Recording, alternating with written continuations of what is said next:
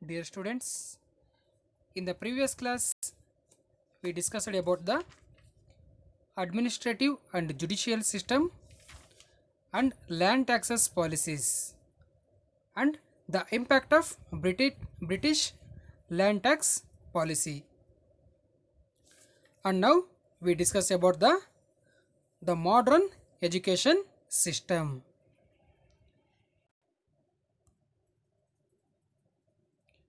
The traditional education of Indians was in practice continuously. Later, new changes occurred during the British rule in British rule during 18th century. So, the traditional education of Indians was in practice continuously. ಭಾರತದ traditional education means ಸಾಂಪ್ರದಾಯಿಕ ಶಿಕ್ಷಣ ಪದ್ಧತಿ ಏನಾಗಿತ್ತು ಇಂಡಿಯಾದಲ್ಲಿ British ಪೀರಿಯಡಲ್ಲಿ ಮುಂದುವರಿತಾ ಬಂತು. Later new changes occurred during the British rule during 18th century. ಆದರೆ 18th ಸೆಂಚುರಿಯಲ್ಲಿ new changes occurred during the British ರೂಲಲ್ಲಿ 18th ಸೆಂಚುರಿಯಲ್ಲಿ ಸ್ವಲ್ಪ ಚೇಂಜಸ್ ಕಂಡು ಬಂದವು. ಇದರಲ್ಲಿ ಎಜುಕೇಷನ್ ಸಿಸ್ಟಮಲ್ಲಿ new schools were started for children of British and Europeans living in India. So ಯಾರಿಗೆ ಚಿಲ್ಡ್ರನ್ಸ್ ಆಫ್ ಬ್ರಿಟಿಷರ ಮಕ್ಕಳಿಗೆ ಅಂದರೆ ಬ್ರಿಟಿಷಲ್ಲಿ ಭಾರತದಲ್ಲಿ ಇರ್ತಕ್ಕಂಥ ಬ್ರಿಟಿಷ್ ಮಕ್ಕಳಿಗಾಗಿ ಯುರೋಪಿಯನ್ಸ್ನ ಮಕ್ಕಳಿಗಾಗಿ ಶಾಲೆಗಳು ಮೊದಲು ಆರಂಭ ಆಗ್ತವೆ. Warren Hastings facilitate the expansion of the modern education in India. Warren Hastings ಏನು ಮಾಡ್ತಾನೆ, ನಮ್ಮ ಇಂಡಿಯಾದಲ್ಲಿ ಮಾಡರ್ನ್ ಎಜುಕೇಷನ್ನು ಬೆಳೆಯೋದಕ್ಕೆ, ಅದು ಎಕ್ಸ್ಪೆನ್ಷನ್ ಆಗೋದಕ್ಕೆ ಪ್ರೋತ್ಸಾಹವನ್ನು ನೀಡ್ತಾನೆ. ಅದಕ್ಕೆ ಫೆಸಿಲಿಟೇಟ್, ಅದನ್ನು ಸುಗಮಗೊಳಿಸ್ತೇನೆ ಅಂತ ಹೇಳ್ಬೋದು. This is the picture of Warren Hastings.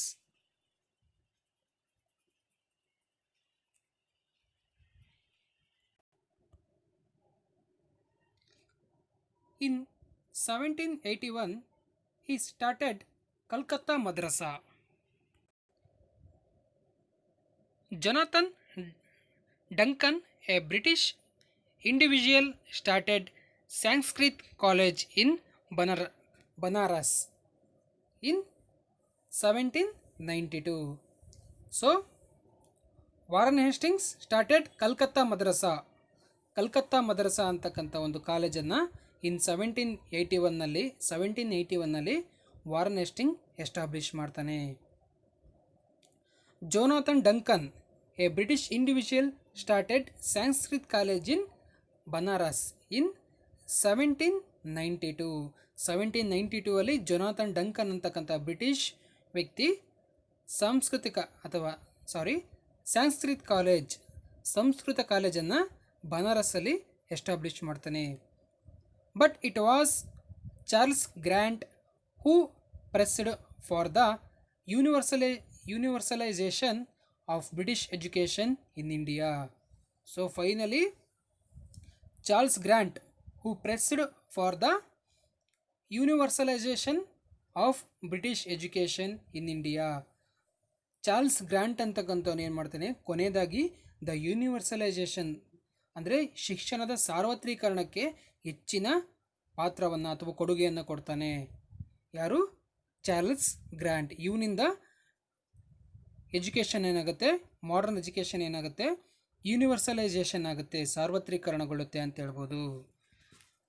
Okay, dear students, this is the picture of Calcutta Madrasa.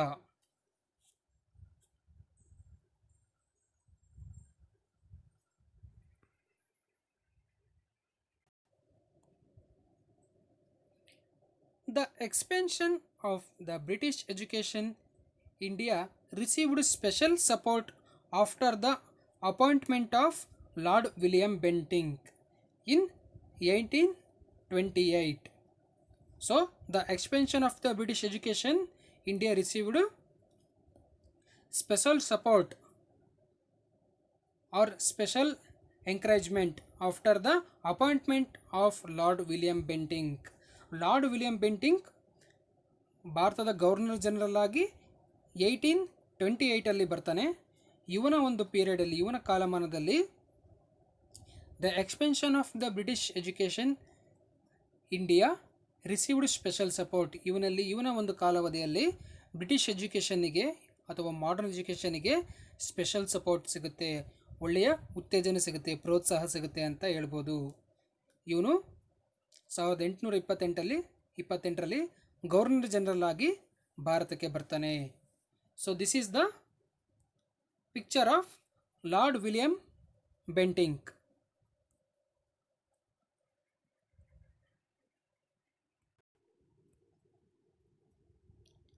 Bentinck appointed Macaulay as the member of Governor General's Executive Committee. Bentinck appointed Macaulay as the member of Governor General's Executive Committee. Governor General Executive Committeeಯ member ಆಗಿ Bentinck ಯಾರನ್ನ appoint ಮಾಡ್ಕೊತಾನೆ? ಮೆಕಾಲೆಯನ್ನ appoint ಮಾಡ್ಕೊತಾನೆ. Macaulay was also appointed as the chairperson of the committee. So ಇವನು chairperson, committee on education ಕಮಿಟಿಯ chairperson ಆಗಿ ಕೂಡ ಇವನನ್ನು ಅಪಾಯಿಂಟ್ ಮಾಡ್ಕೊತಾನೆ. ಯಾರು? Bentinck. The report on education submitted by him in 1835 became the base of the modern education in India. So Macaulay was the chairperson of the education committee. So submitted by him, the report on education submitted by him, ಇವನಿಂದ education report ಅನ್ನೋದು submit ಆಗುತ್ತೆ. ಎಷ್ಟರಲ್ಲಿ? 1835 1835ರಲ್ಲಿ education ಬಗ್ಗೆ ಇವನು ರಿಪೋರ್ಟನ್ನು ಕಳಿಸ್ತಾನೆ British ಗೌರ್ಮೆಂಟಲ್ಲಿ. ಈ report ಏನಾಗುತ್ತೆ? Became the base of the modern education in India. ಇದು ಮಾಡರ್ನ್ ಎಜುಕೇಷನಿಗೆ ಭದ್ರ ಬುನಾದಿ ಆಗುತ್ತೆ ಅಂತ ಹೇಳ್ಬೋದು. 1835 ಮೆಕಾಲೆ ರಿಪೋರ್ಟ್ ಮಾಡತಕ್ಕಂತಹ ಒಂದು ಎಜುಕೇಷನ್ ಬಗ್ಗೆ ಒಂದು ವರದಿ ಏನಿದೆ ಅದು ಅತ್ಯಂತ ಮುಖ್ಯವಾಗಿರ್ತಕ್ಕಂತಹ ಬುನಾದಿ ಅಂತ ನಾವು ಹೇಳ್ಬೋದು.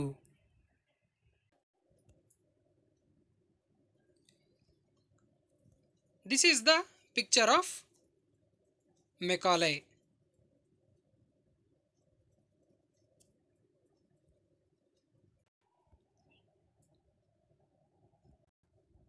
In his policy aimed at the creation of a new class of Indians who are Indian by body but British in intelligence, opinion and taste.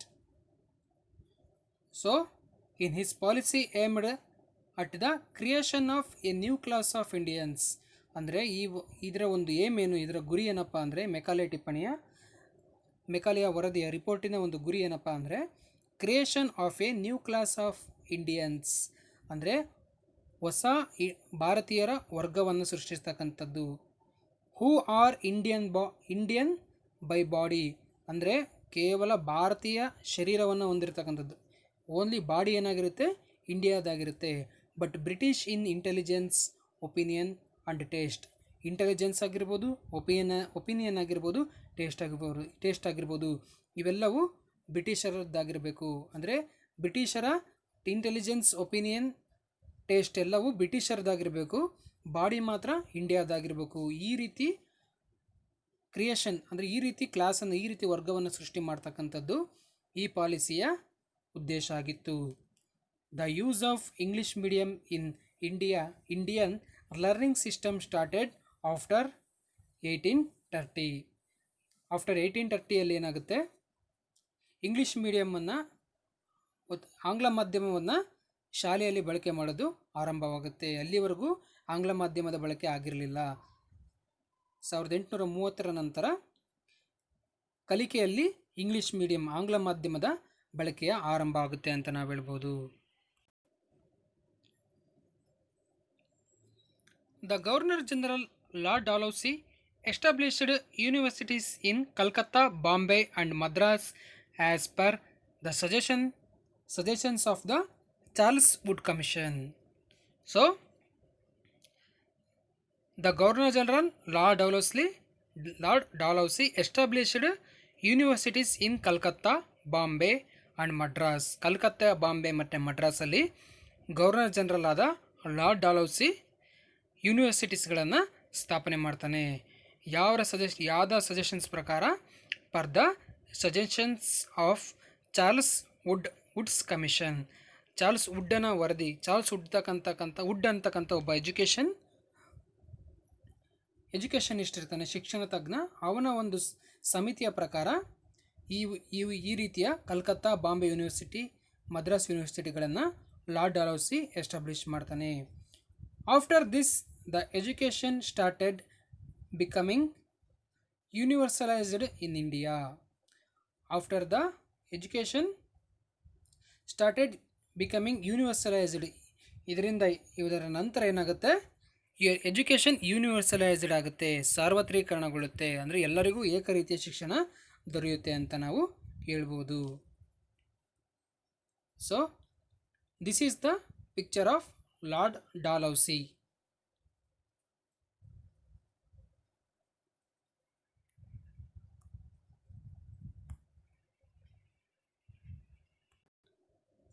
Next, the impact of British education in India.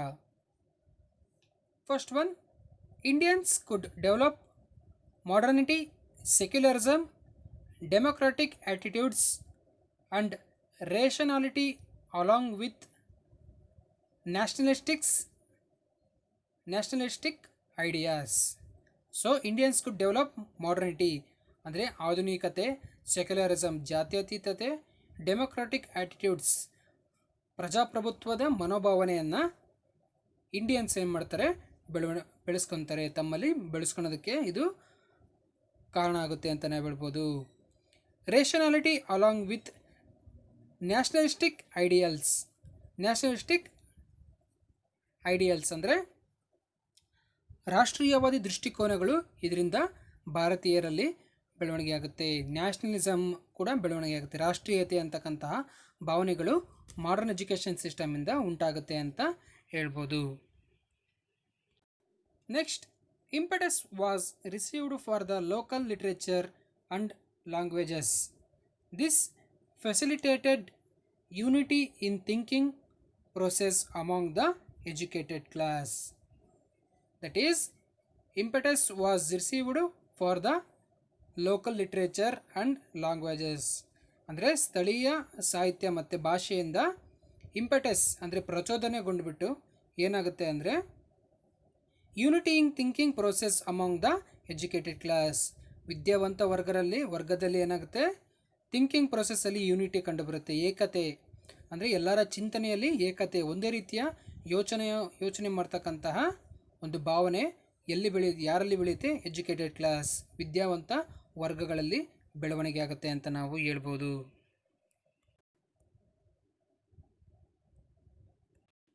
Next, new social and religious reformation movements emerged. That is social and religious reformation, ಸಾಮಾಜಿಕ ಧಾರ್ಮಿಕ ಸುಧಾರಣೆ ಚಳವಳಿಗಳು ಏನಾಗುತ್ತೆ? Emerge ಆಗುತ್ತೆ, ಉಗಮ ಆಗುತ್ತೆ ಅಂತ ನಾವು ಹೇಳ್ಬೋದು. Next, the thoughts of thinkers like J.S. Mill, Rousseau and Montesquieu brought fresh thinking in the mind of educated youth of India. ಅಂದರೆ ನಮ್ಮ ಇಂಡಿಯಾದಲ್ಲಿರ್ತಕ್ಕಂತಹ ಎಜುಕೇಟೆಡ್ ಯೂತ್ಸ್ ಅಂದರೆ ವಿದ್ಯಾವಂತ ಯುವಕರಲ್ಲಿ J.S. Mill, Rousseau, Montesquieu brought fresh or new thinkings. ಇವರಿಂದ J.S. ಮಿಲ್ಲಿಂದ, ರೂಸೋಯಿಂದ, ಮಾಂಟೆಸ್ಕ್ಯೂರಿಂದ ಹೊಸದಾಗಿರ್ತಕ್ಕಂಥ fresh thinking or new thinking, ಹೊಸ ಚಿಂತನೆಗಳು ಏನಾಗುತ್ತೆ? ವಿದ್ಯಾವಂತ ವರ್ಗದಲ್ಲಿ ಬೆಳವಣಿಗೆ ಆಗುತ್ತೆ ಅಂತ ನಾವು ಹೇಳ್ಬೋದು. The freedom struggles that were taking place across the globe influenced the Indians also. ಅಂದರೆ ವಿಶ್ವದಲ್ಲಿ ನಡೀತಕ್ಕಂತಹ ಫ್ರೀಡಮ್ ಸ್ಟ್ರಗಲ್, ಸ್ವಾತಂತ್ರ್ಯ ಹೋರಾಟಗಳಿಂದ ಭಾರತಕ್ಕೂ ಕೂಡ ಪರಿಚಯ ಆಗಿಬಿಟ್ಟು ಅವರಲ್ಲೂ ಫ್ರೀಡಮ್ ಸ್ಟ್ರಗಲ್ಸ್ ಮಾಡ್ತಕ್ಕಂಥ ಒಂದು ಮೋಟಿವೇಶನ್ ಉಂಟಾಗುತ್ತೆ ಅಂತ ನಾವು ಹೇಳ್ಬೋದು.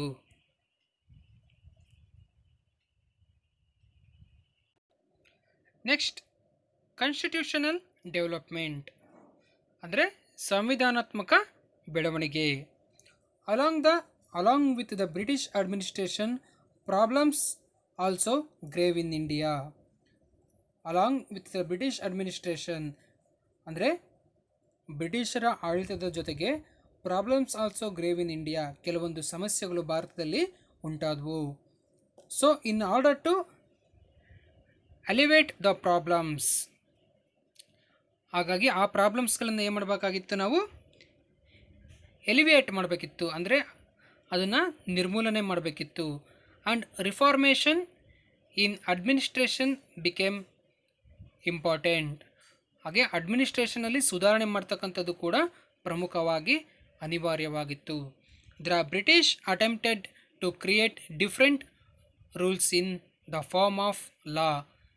So the British attempted to create different rules in the form of law, ಅಂದರೆ ಕಾನೂನಿನ ಮುಖಾಂತರವಾಗಿ ಹಲವಾರು ನಿಯಮಗಳನ್ನು, ಸಂವಿಧಾನಾತ್ಮಕ ಕಾನೂನುಗಳನ್ನು ಇವರು ತರೋದಕ್ಕೆ ಆರಂಭಿಸ್ತಾರೆ ಬ್ರಿಟಿಷರು. Tried to implement them. These types of laws helped the evolution of constitution in India. ಈ ರೀತಿ ಕಾಯ್ದೆಗಳು ಅಥವಾ ಕಾನೂನುಗಳಿಂದ ಏನಾಗುತ್ತೆ, helped the evolution of constitution in India, ನಮ್ಮ ಭಾರತದ ಸಂವಿಧಾನದ ಬೆಳವಣಿಗೆಗೆ ಸಹಕಾರಿಯಾಗುತ್ತೆ ಅಥವಾ ಹೆಲ್ಪ್ ಆಗುತ್ತೆ ಅಂತ ನಾವು ಹೇಳ್ಬೋದು. So we shall study this attempt in brief.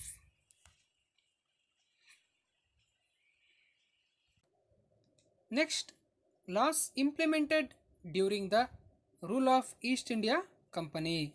East India ಕಂಪನಿಯ ಅವಧಿಯಲ್ಲಿ ಯಾವ ಕಾನೂನುಗಳು ಜಾರಿಗೆ ಬರ್ತವೆ ಅನ್ನೋದನ್ನು ಇಲ್ಲಿ ನೋಡ್ಬೋದು. First one, regulating act 1773. 1773ರಲ್ಲಿ ರೆಗ್ಯುಲೇಟಿಂಗ್ ಆ್ಯಕ್ಟ್ ಅನ್ನೋದು ಜಾರಿಗೆ ಆಗುತ್ತೆ. After the implementation of Diwani rights in 1765, the greedy company officials misused this provision and became rich in corrupt way. So after the implementation of Diwani ರೈಟ್ಸನ್ನು ಪಡ್ಕೊಂಡ ನಂತರ ಈಸ್ಟ್ ಇಂಡಿಯಾ ಕಂಪನಿ ಬಂಗಾಳದ ಮೇಲೆ ದಿವಾನಿ ರೈಟ್ಸನ್ನು ಪಡೆದಿರುತ್ತೆ. ಎಷ್ಟರಲ್ಲಿ? ಇನ್ 1765ಅಲ್ಲಿ. But the greedy company officials, ಅಂದರೆ ಗ್ರೀಡಿ ಅಂದರೆ ದುರಾಸೆಯನ್ನು ಹೊಂದಿರತಕ್ಕಂಥ ಕಂಪನಿಯ ಅಫಿಷಿಯಲ್ಸ್, ಈಸ್ಟ್ ಇಂಡಿಯಾ ಕಂಪನಿಯ ಅಧಿಕಾರಿಗಳು ಏನು ಮಾಡ್ತಾರೆ, misused this provision and became rich in a corrupt way. ಆ ಒಂದು ಪ್ರಾವಿಷನನ್ನು ದುರ್ಬಳಕೆ ಮಾಡಿಬಿಟ್ಟು, ಮಿಸ್ಯೂಸ್ ಮಾಡಿಬಿಟ್ಟು ಅವರೇನಾಗ್ತಾರೆ, became rich in corrupt way, ಅಂದರೆ ಭ್ರಷ್ಟದಾರಿಯಿಂದ ಏನು ಮಾಡ್ತಾರೆ, ಅವರು ರಿಚ್ ಆಗ್ತಾ ಹೋಗ್ತಾರೆ, ಶ್ರೀಮಂತರಾಗ್ತಾ ಹೋಗ್ತಾರೆ. Many company officials had become super rich and the many in England feared that these people may upset the very political fabric of England. So many officials had become super rich. ಇಲ್ಲಿ ಏನಾಗ್ತಾರೆ, East India ಕಂಪನಿಯ officials ಏನಾಗ್ತಾರೆ, ಅತ್ಯಂತ rich ಆಗ್ತಾ ಹೋಗ್ತಾರೆ, ಶ್ರೀಮಂತರಾಗ್ತಾ ಹೋಗ್ತಾರೆ, ದುರ್ಬಳಕೆ ತಮ್ಮ ಅಧಿಕಾರವನ್ನು ಮಿಸ್ಯೂಸ್ ಮಾಡ್ಕೊಂತ. The many in England feared that these people may upset the very political fabric of England. ಇದರಿಂದ ಏನಾಗುತ್ತೆ, ಇಂಗ್ಲೆಂಡಿನಲ್ಲಿ ಭಯ ಸ್ಟಾರ್ಟ್ ಆಗುತ್ತೆ, ಇಂಗ್ಲೆಂಡಿನ ಜನತೆಗೆ ಅಥವಾ ಇಂಗ್ಲೆಂಡಿನ ಅಧಿಕಾರಿಗಳಿಗೆ. ಇವರಿಂದ ಈ ರೀತಿಯ ಅಧಿಕಾರದ ದುರ್ಬಳಕೆಯಿಂದ upset the very political fabric of England. ಇದು ಪೊಲಿಟಿಕಲ್ ಫ್ಯಾಬ್ರಿಕ್ ಅಂದರೆ ಇಂಗ್ಲೆಂಡಿನ ರಾಜಕೀಯ ಅಸ್ತಿತ್ವವನ್ನು ಅಥವಾ ಸ್ಥಿರತೆಯನ್ನು ಎಲ್ಲಿ ಇದು ನಾಶ ಮಾಡ್ಬೋದು ಅಥವಾ ಅಸ್ಥಿರತೆಯನ್ನು ತರ್ಬೋದು ಅಂತ ಯಾರಲ್ಲಿ, ಇಂಗ್ಲೆಂಡಿನ ಅಧಿಕಾರಿಗಳಲ್ಲಿ ಭಯ ಉಂಟಾಗುತ್ತೆ. So the regulating act was implemented in this background in 1773. ಈ ಹಿನ್ನೆಲೆಯಲ್ಲಿ ಈ ರೆಗ್ಯುಲೇಟಿಂಗ್ ಆ್ಯಕ್ಟನ್ನು 1773ಯಲ್ಲಿ ಈಸ್ಟ್ ಇಂಡಿಯಾ ಕಂಪನಿ ಜಾರಿಗೊಳಿಸುತ್ತೆ. Next, main features of this act or main features of regulating act. First one, before the implementation of the act, there were 3 presidents. ಈ regulating act implementation ಆಗೋದಕ್ಕಿಂತ ಮುಂಚೆ there were 3 presidencies, 3 ಪ್ರೆಸಿಡೆನ್ಸಿಗಳು ಇದ್ವು ಭಾರತದಲ್ಲಿ. They are Bengal, Madras and Bombay presidency. All these were independent administrative units. ಈ ಬೆಂಗಾಲ್, ಮದ್ರಾಸ್ ಮತ್ತು ಬಾಂಬೆ ಪ್ರೆಸಿಡೆನ್ಸಿಗಳು ಸ್ವತಂತ್ರವಾಗಿ ಆಡಳಿತವನ್ನು ನಡೆಸ್ಕೊಂಡು ಹೋಗ್ತಕ್ಕಂತಹ ಒಂದು ಪ್ರೆಸಿಡೆನ್ಸಿಗಳಾಗಿದ್ವು. Under the regulating act the Bengal presidency gained control over the other two presidencies. ಈ ರೆಗ್ಯುಲೇಟಿಂಗ್ ಆ್ಯಕ್ಟ್ ಪ್ರಕಾರ ಬೆಂಗಾಲ್ ಪ್ರೆಸಿಡೆನ್ಸಿ ಉಳಿದ ಮದ್ರಾಸ್ ಮತ್ತು ಬಾಂಬೆ ಪ್ರೆಸಿಡೆನ್ಸಿಯ ಮೇಲೆ ಕಂಟ್ರೋಲ್ ಅಥವಾ ಅಧಿಕಾರವನ್ನು ಪಡಿತವೆ. ಅವುಗಳ ನಿಯಂತ್ರಣವನ್ನು ಈ ಬೆಂಗಾಲ್ ಪ್ರೆಸಿಡೆನ್ಸಿಗೆ ಒಪ್ಪಿಸಲಾಗುತ್ತೆ. Next, the governor of Bengal became the governor general of all the 3 presidencies. ಅಂದರೆ ಬೆಂಗಾಲ್ ಪ್ರಾಂತ್ಯದ ಅಥವಾ ಬೆಂಗಾಲ್ ಪ್ರೆಸಿಡೆನ್ಸಿಯ ಗವರ್ನರ್ ಜನರಲ್ ಏನಾಗ್ತಾನೆ, ಈ 3 ಅಥವಾ ಈ 2 ಯಾವುದು ಮದ್ರಾಸ್ ಮತ್ತು ಬಾಂಬೆಯ ಪ್ರೆಸಿಡೆನ್ಸಿಯ ಒಬ್ಬ ಗವರ್ನರ್ ಜನರಲ್ ಆಗಿ ಕೂಡ ಅವನು ನೇಮಕ ಆಗ್ತಾನೆ. ಈ ಮೂರು ಪ್ರೆಸಿಡೆನ್ಸಿಗಳಿಗೆ ಒಬ್ಬನೇ ಗವರ್ನರ್ ಜನರಲ್ ಅಂತ ಹೇಳ್ಬಿಟ್ಟು ಇಲ್ಲಿ ನಿರ್ಧಾರ ಮಾಡಲಾಗುತ್ತೆ. ಅವನು ಯಾರು ಅಂದರೆ ಬೆಂಗಾಲಿನ governor general. Next, the governor general was authorised to direct, exercise control and to supervise over the other 2 presidencies. ಇಲ್ಲೇನಾಗುತ್ತೆ, ಬೆಂಗಾಲ್ ಗವರ್ನರ್ ಜನರಲ್ಗೆ ಯಾವ ಅಧಿಕಾರ ಸಿಗುತ್ತೆ ಅಂದರೆ to direct and control, exercise control ಅಂದರೆ ಅದನ್ನು ಉಳಿದ 2 ಪ್ರೆಸಿಡೆನ್ಸಿಗಳ ಮೇಲೆ ನಿರ್ದೇಶನ ಮಾಡ್ತಕ್ಕಂಥದ್ದು, ಕಂಟ್ರೋಲ್ ಮಾಡ್ತಕ್ಕಂಥದ್ದು, ಅದರ ಮೇಲ್ವಿಚಾರಣೆ ಮಾಡ್ತಕ್ಕಂಥದ್ದು. ಸೂಪರ್ವೈಸ್ ಓವರ್ ದ ಅದರ್ 2 ಪ್ರೆಸಿಡೆನ್ಸೀಸ್, ಇನ್ನು ಉಳಿದ 2 ಪ್ರೆಸಿಡೆನ್ಸಿಗಳ ಮೇಲೆ ನಿರ್ದೇಶನ ಮಾಡ್ತಕ್ಕಂಥದ್ದು, ಅದನ್ನು ಡೈರೆಕ್ಟ್ ಮಾಡ್ತಕ್ಕಂಥದ್ದು, ಕಂಟ್ರೋಲ್ ಮಾಡ್ತಕ್ಕಂಥದ್ದು, ಸೂಪರ್ವೈಸ್ ಮಾಡ್ತಕ್ಕಂತಹ ಅಧಿಕಾರವನ್ನು ನೀಡ್ತಾರೆ. ಉಳಿದ 2 ಪ್ರೆಸಿಡೆನ್ಸಿಗಳಂದರೆ ಯಾವುದು ಅಂದರೆ ಮದ್ರಾಸ್ ಮತ್ತು Bombay ಪ್ರೆಸಿಡೆನ್ಸಿಗಳು.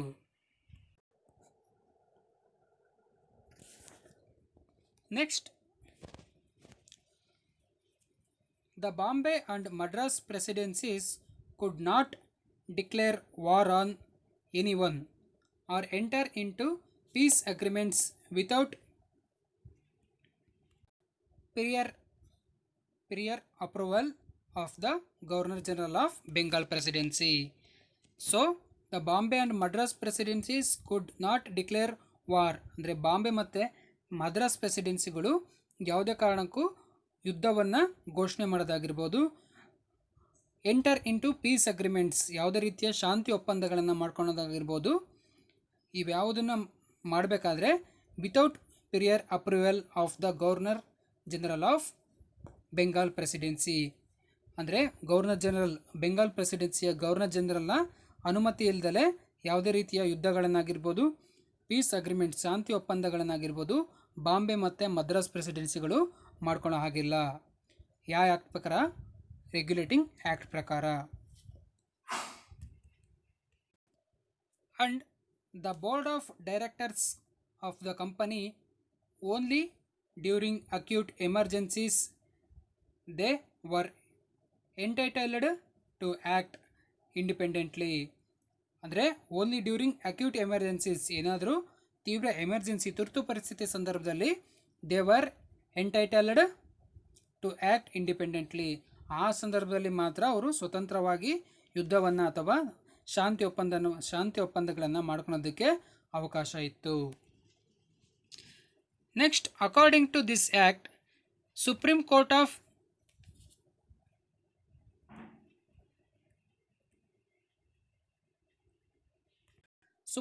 Of judicature was established in Calcutta. So according to regulating act, supreme court of judicature was established in ಕಲ್ಕತ್ತಾದಲ್ಲಿ ಸುಪ್ರೀಂ ಕೋರ್ಟ್ ಅನ್ನೋದು ರೆಗ್ಯುಲೇಟಿಂಗ್ ಆ್ಯಕ್ಟ್ ಪ್ರಕಾರ ಸ್ಥಾಪನೆ ಆಗುತ್ತೆ. In this central court 1 chief justice and 3 ordinary judges were there. ಇದರಲ್ಲಿ ಇದು ಕೇಂದ್ರ court ಆಗಿ convert ಆಗುತ್ತೆ. ಇದು ಕೇಂದ್ರ ನ್ಯಾಯಾಲಯ ಆಗುತ್ತೆ. ಇದರಲ್ಲಿ 1 ಚೀಫ್ ಜಡ್ಜ್, ಒಬ್ಬ ಮುಖ್ಯ ನ್ಯಾಯಾಧೀಶರಿರ್ತಾರೆ, ಆ್ಯಂಡ್ 3 ಆರ್ಡಿನರಿ ಜಡ್ಜ್. ಇನ್ನು ಉಳಿದ 3 ಜನರು ಆರ್ಡಿನರಿ ಜಡ್ಜ್ ಆಗಿರ್ತಾರೆ, ಸಾಮಾನ್ಯ ನ್ಯಾಯಾಧೀಶರಾಗಿರ್ತಾರೆ.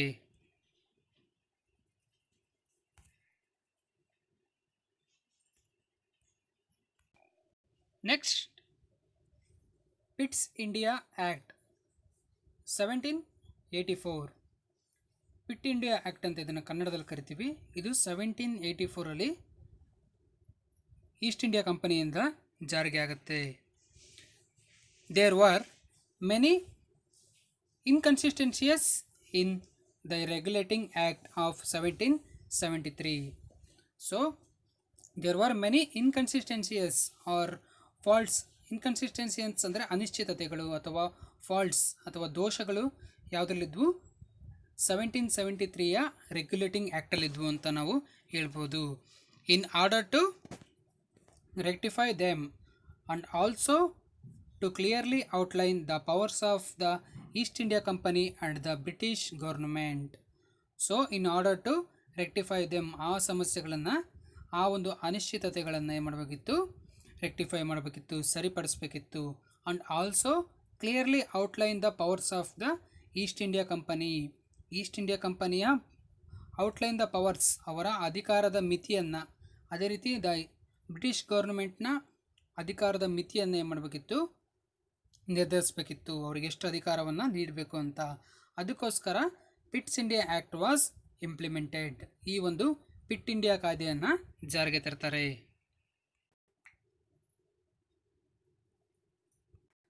A new institution named board of controllers consisting of 6 commissioners was started. So a new institution named board of controllers ಅಂದರೆ ನಿಯಂತ್ರಣ ಮಂಡಳಿ ಅಂತಕ್ಕಂತಹ ಒಂದು ಹೊಸ ಇನ್ಸ್ಟಿಟ್ಯೂಟ್ ಏನಾಗುತ್ತೆ? ಎಸ್ಟಾಬ್ಲಿಷ್ ಆಗುತ್ತೆ. Consisting of 6 commissioners was started. ಇದರಲ್ಲಿ 6 ಜನ ಕಮಿಷನರ್ಸ್ ಇರ್ತಾರೆ. 6 ಜನ ಕಮಿಷನರ್ಸ್ ಇರ್ತಕ್ಕಂತಹ ಬೋರ್ಡ್ ಆಫ್ ಕಂಟ್ರೋಲರ್ಸ್ ಅಂತಕ್ಕಂಥ ಒಂದು ಸಂಸ್ಥೆ ಆರಂಭ ಆಗುತ್ತೆ. The board of controllers replaced the board of directors. ಅಂದರೆ ಬೋರ್ಡ್ ಆಫ್ ಕಂಟ್ರೋಲರ್ಸ್ನ ಬದಲಿಗೆ ಬೋರ್ಡ್ ಆಫ್ ಡೈರೆಕ್ಟರ್ಸ್ ಬದಲಿಗೆ ಬೋರ್ಡ್ ಆಫ್ ಕಂಟ್ರೋಲರ್ಸ್ ಅಂತಕ್ಕಂಥ ಸಂಸ್ಥೆಯನ್ನು ಸ್ಥಾಪನೆ ಮಾಡಲಾಗುತ್ತೆ. This board had powers to direct and control the issues related to land taxes, military and civil areas. ಅಂದರೆ the board had powers to direct. ಇದರ powers ಏನೇನು ಅಂದರೆ direct and control the issues related, ಅಂದರೆ land tax ಆಗಿರ್ಬೋದು, military ಆಗಿರ್ಬೋದು, ಅಂದರೆ civil areas, ಇದರ ಮೇಲೆ ಡೈರೆಕ್ಟ್ ಮಾಡ್ತಕ್ಕಂಥದ್ದು, ನಿರ್ದೇಶನ ಮಾಡ್ತಕ್ಕಂಥದ್ದು, ಅದೇ ರೀತಿ ಕಂಟ್ರೋಲನ್ನು ಮಾಡ್ತಕ್ಕಂತಹ ಅಧಿಕಾರವನ್ನು ಈ ಬೋರ್ಡ್ ಆಫ್ ಕಂಟ್ರೋಲರ್ಸ್ಗೆ ಇತ್ತು ಅಂತ ನಾವು ಹೇಳ್ಬೋದು. The board of control came into existent in the place of board of directors. ಇದು ಬೋರ್ಡ್ ಆಫ್ ಕಂಟ್ರೋಲ್ ಅಂತಕ್ಕಂಥದ್ದು ಬೋರ್ಡ್ ಆಫ್ ಡೈರೆಕ್ಟರ್ಸ್ನ ಜಾಗದಲ್ಲಿ, ಅದರ ಪರವಾಗಿ, ಅದರ ಸ್ಥಾನದಲ್ಲಿ ಹೊಸದಾಗಿ ಇದನ್ನು ಸ್ಥಾಪನೆ ಮಾಡಲಾಗುತ್ತೆ.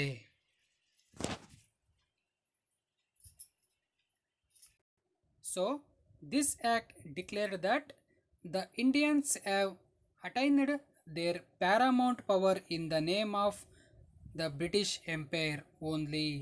So the Pitt India Act declared that the Indians have attained their paramount power in the name of the British Empire. ಭಾರತೀಯರು ತಮ್ಮ ಸಾರ್ವಭೌಮ ಅಧಿಕಾರವನ್ನು ಬ್ರಿಟಿಷ್ ಸಾಮ್ರಾಜ್ಯದ ಹೆಸರಿನಲ್ಲಿ ಪಡ್ಕೋತಾರೆ. But not on their own. ಅವರಿಗೆ ಯಾವುದೇ ರೀತಿಯ ಸ್ವಂತ ಅಧಿಕಾರ ಇಲ್ಲ.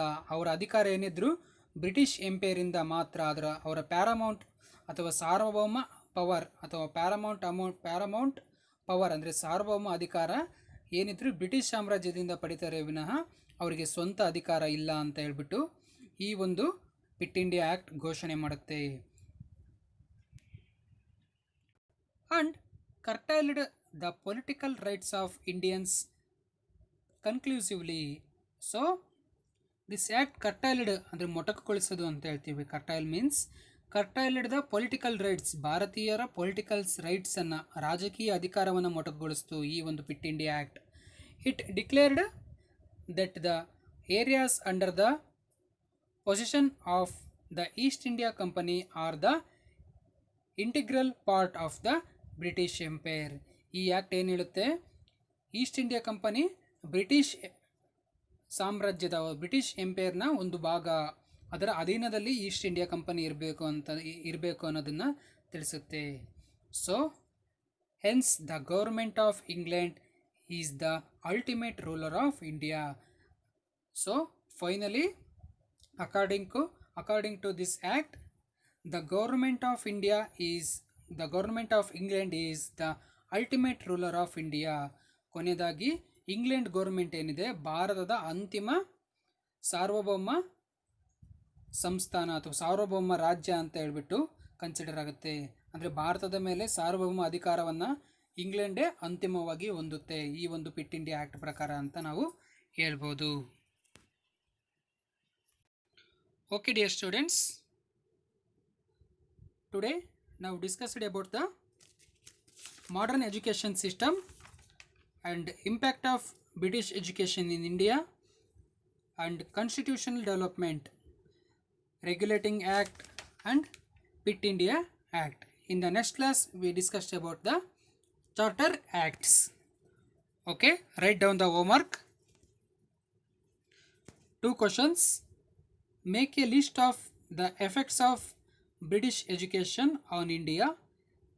Next, what were the restrictions imposed in regulating act? Okay dear students, thank you.